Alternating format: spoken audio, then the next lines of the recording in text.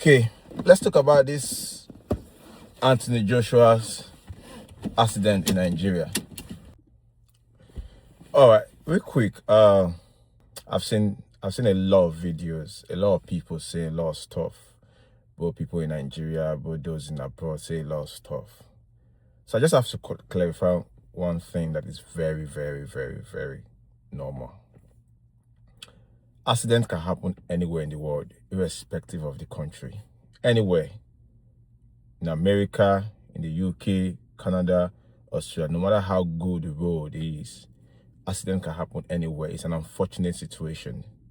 Accident happen for so many reasons. It could be carelessness from the driver. It could be carelessness from the government. Negligence of government, negligence of road users. I have three areas to blame. The driver that drove Anthony Joshua, the owner of that truck, whether the driver, whoever that left that truck there, then above all, the government. So my blame goes to three people or three sections or whatever it is. But I have three areas of blame. One, the driver who drove Anthony Joshua do not live in the abroad. He's not living in America or Canada or UK or Australia. He lives in Nigeria.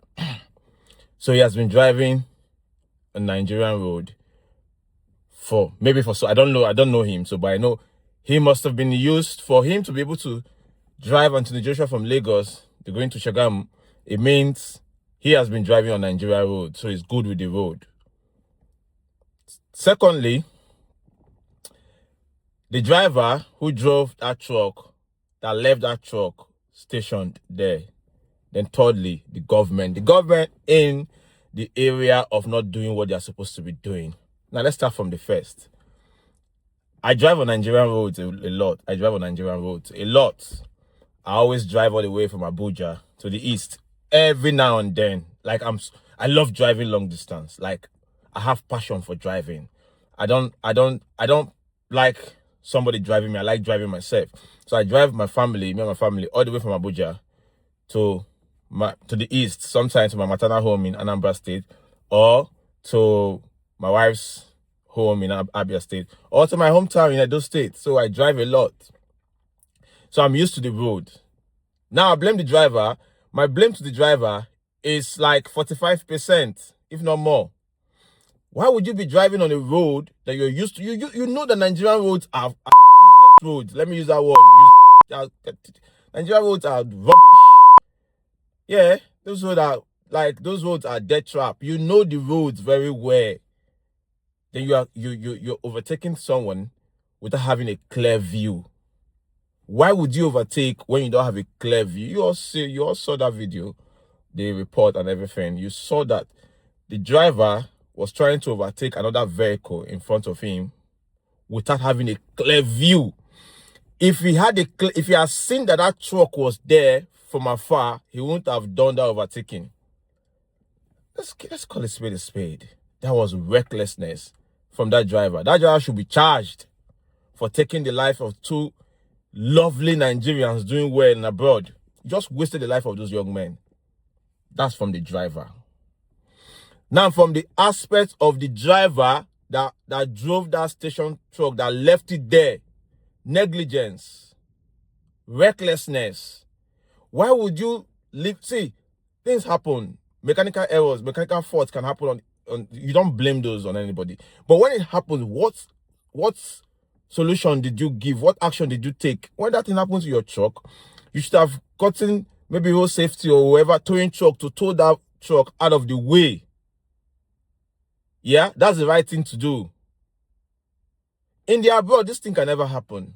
I was traveling to London from the city where I live to see my younger brother, and my car stopped on the way. There's always SOS for those who live abroad. There's always SOS number to call on the expressway. I don't know how many miles. It's like everyone. I'm not sure, but it's always everywhere. You see it everywhere. They call it hard shoulder in the UK. I live in England, so they call it hard shoulder in the UK. You always see it every 1 mile. You just see it. My car stopped. It was just 2 minutes walk. I walked down to where the phone was. It's a free call. I called, and before you know it, 5 minutes later, there were traffic officers with their vehicle. They just came, parked behind my vehicle with their hazard light to let people know that there's a station vehicle. Then we started having a conversation, and they asked me, okay, what's your plan? Do you have insurance? Do you have a towing? Does your insurance cover your towing? I say yes, my insurance cover my, because in the UK, you can't drive without insurance. Then you can go further, make sure your insurance has a towing. They call it breakdown recovery. My insurance has a breakdown recovery. What it means is that if my car happens to break down at home, I can call my insurance. They will get a towing van to come and tow my car to my mechanic. In the UK, they call it garage. They can tow my car to the garage. So if your car breaks down on the highway, you call them. Anywhere you are, they have agents everywhere. They'll come and tow your car to the nearest garage. That is the mechanic workshop. So they asked me. I said yes, I've got a breakdown cover. They were like, okay, they will stay until the breakdown cover comes. I called my insurance. They linked me to the breakdown cover, and a towing van came.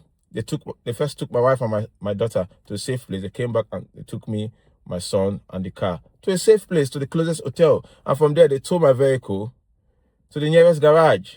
And that's it. Now, we don't have that in Nigeria, I understand. But common sense, your car broke down on the highway, you should get solution. Now, that's the negligence of people living in Nigeria. That's our own negligence. So, like I said, my blames are going to three different. I've already blamed the driver. Now I'm blaming the driver or the owner of that truck, that station truck. He didn't do the needful. Even though I know it's not too cheap to get somebody to get a vehicle to tow your vehicle, but you have to do this for the safety of other road users. Now let's talk about the government. The government, for God's sakes. Now I just told you my experience from traveling from the city I live to London, and I called the SOS number, and the traffic officers were there within 5 minutes. And when they came, they gave me a reflective jacket for myself, my wife, and my 2 kids to make sure, it was night, it was around 8 p.m. They gave a reflective jacket to make sure other road users from far, once the light flashes or not, they will see us. And they parked their own vehicle like 2 meters behind me to protect us. And they asked me and my family to stay off the road. So we're protected by their vehicle, at the same time, protected with the reflective vests that people can see us from afar. This is a country where system works. Now, that's aside. Even if you live in a country where there's no working system, you can do the needful to protect yourself and others. Now, that driver failed. Now, let's talk about the government. Now, the government, the major one, we have road safety officers that patrol the highway. We have police. If it's to stop vehicle and collect bribe, they are good at that. But we have police. We have road safety officers. That vehicle has been there. From information reaching us, those online, we understand that vehicle has been there before that accident. And I speak to you, that vehicle is still there till now. Now, what happened to road safety? What do? They have giant towing truck. They could have just come and tow that vehicle out of that place. That accident happened, that truck is still there. So you see what I'm saying? People blaming Nigeria has happened to you.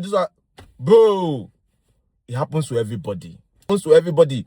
This is pure recklessness from the driver, negligence from fellow Nigerian, then negligence from the government. It's a 3-arm blame. Let's stop blaming. See, that driver should be charged for overspeeding, overtaking without having a clear view. Number 1, charge him to court. Why would he be overspeeding?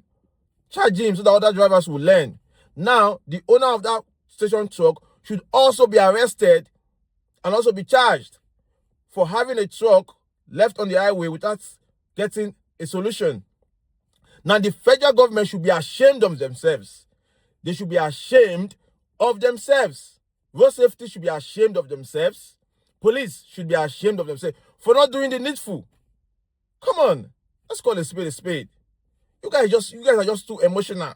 Is it because it happened to Anthony Joshua? It happens to everybody. This particular thing that happened, this was the exact thing that killed that grain.